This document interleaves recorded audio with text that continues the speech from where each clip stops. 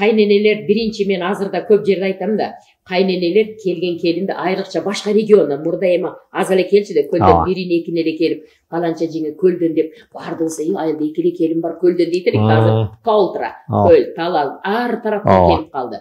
Биздикилер барбайт, тияктагылар келбейт.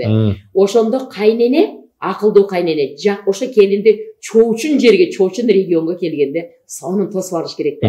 Кел жаным алтыным, жаным. Биздин үйгө кандай сонун келин болуп келдиң деп, мына биздин чарба, мына үй менен тааныштырайын. Келчи көз бир чайлашалы деп.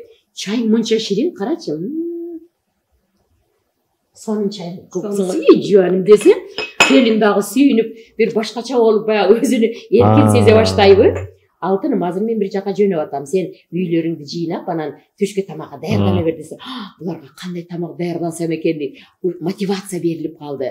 Жакшы мамиле куралып калды. Мен айтам, биринчи келген келинди жакшы тосуп ал, кучактап ал. Алсыңар, нечөөсүңөр? Бешөө. Мен биринчи, экинчи, үчүнчү, төртүнчү, сен алтынчысы болдуң.